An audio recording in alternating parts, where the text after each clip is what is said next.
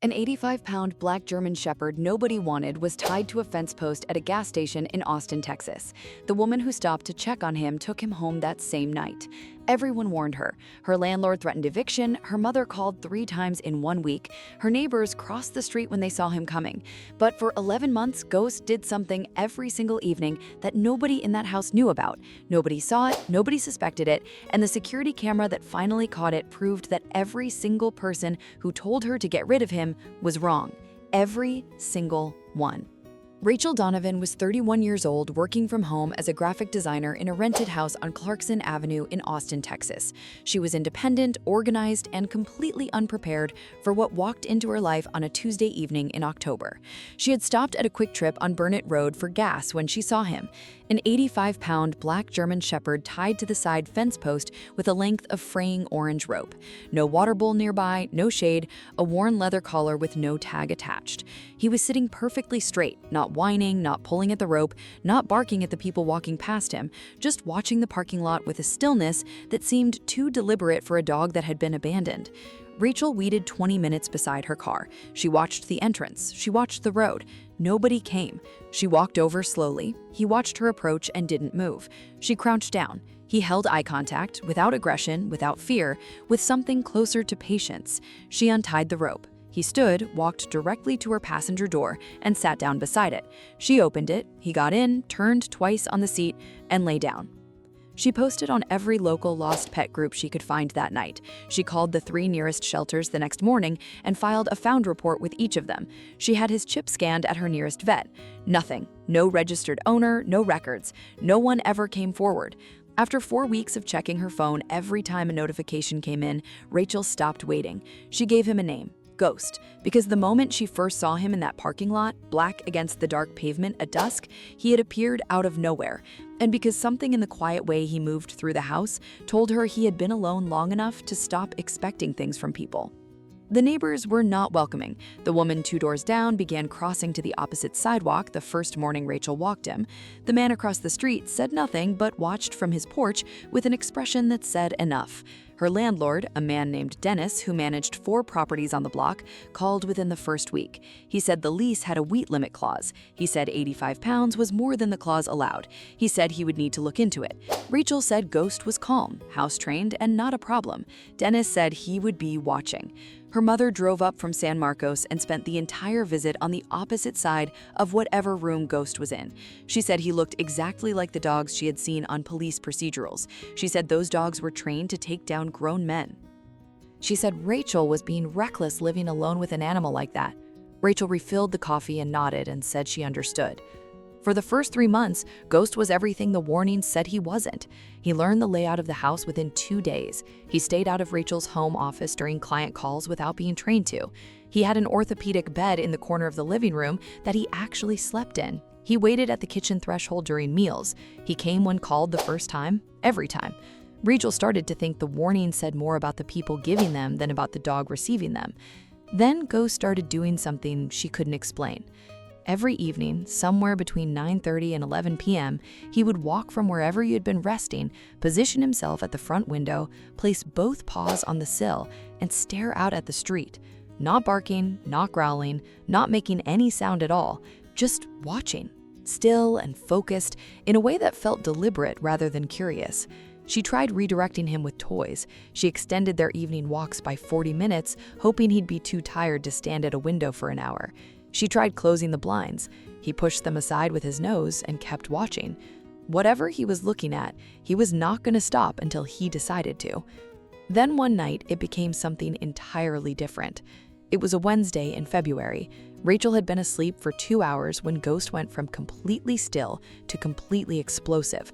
Not his low warning bark, something faster, sharper, higher in register, a sound that filled every room simultaneously and brought her out of sleep and onto her feet before she was fully conscious. She ran downstairs to find him at the front door, hackles raised from neck to tail, a low, relentless growl running underneath the barking like an engine. She turned on the porch light. She looked through the window. The street was empty. She checked the back door. She checked the side gate. Nothing. She calmed him down slowly, standing at 2:47 in the morning in her kitchen, telling herself it was a stray cat or a trash can knocked over by wind. She went back to bed. The same thing happened 4 nights later. Same time, same intensity, same empty street. Her boyfriend Marcus drove over that weekend and suggested a camera. Rachel agreed, mostly to prove to herself there was nothing out there worth worrying about. I see you're still here and haven't subscribed yet. That honestly stings a little. Hit the button, because what that camera caught is going to change the way you look at this dog completely. She mounted it above the front door, angled toward the street, and let it run. She checked it once after 3 days and saw nothing that explained anything. She let it run another full week. She almost took it down on Friday. Then, on a Sunday afternoon, she and Marcus sat down with the laptop and started going through the footage. They watched for almost an hour before either of them said anything out loud. Every single night, without exception, between 9:30 and 10:15 p.m., a gray sedan slowed in front of Rachel's house, not stopping, not parking, just reducing speed enough to be visible on camera, but fast enough to look like normal traffic if you weren't studying the footage frame by frame. Ghost had been tracking that car from the front window for weeks. He had cataloged the pattern before the camera existed, before Rachel had any reason to feel unsafe, before anyone on that street knew to look twice at a slow-moving gray car. He had figured it out completely on his own. Then they found the footage from the night of the first explosive bark. At 2:41 a.m. on that Wednesday in February, the gray sedan pulled up 2 houses down with the headlights off. A man in a dark jacket got out and walked toward Rachel's front door. He stood on the porch for 31 seconds. He tried the door handle once, then harder, and then Ghost barked, and the sound that came through that front door was not the sound of a family pet. The man walked quickly back to the car. He did not run. Running draws attention, but the lights came on and the car was gone within 45 seconds. Marcus called the non-emergency police line the next morning. A detective came by that afternoon and reviewed the footage on Rachel's laptop. The description matched a man already being looked at for 4 separate break-ins on Rachel's block over the previous 2 months. Her house was the only one that had not been entered. The detective watched the section where Ghost stands at the window night after night, tracking the same car on the same slow pass, and said, "Your dog had already identified this person as a threat. That's not unusual for this breed. They observe everything, and they don't forget anything they filed away." Rachel sat alone at her kitchen table after the detective left, Ghost lying across her feet, and she stayed there for a long time. She thought about Dennis and his weight limit clause. She thought about her mother on the far side of the kitchen. She thought about the neighbors crossing the street and the warnings she had heard so many times she had started to half believe them herself. The same 85-pound dog nobody wanted. The same dog tied to a gas station fence post with a fraying piece of rope. He had been watching that street every night for weeks. He had decided something was wrong long before the camera gave anyone else proof. And at 2:47 in the morning, when it mattered more than anything else, that bark was the only barrier between Rachel and whatever that man had intended to do inside her house. Ghost still goes to the front window every evening. Rachel doesn't redirect him anymore. She brings him a treat and sits beside him for a few minutes and watches the street alongside him. If he thinks something out there is worth watching, she figures the least she can do is look too. Dennis renewed the lease last month. He didn't mention the weight clause. Rachel didn't bring it up. Some dogs don't wait for permission to protect you.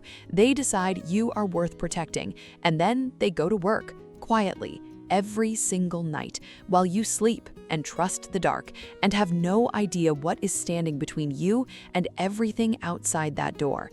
Would you have kept the dog everyone warned you about, or would you have listened and let him go? Tell me in the comments.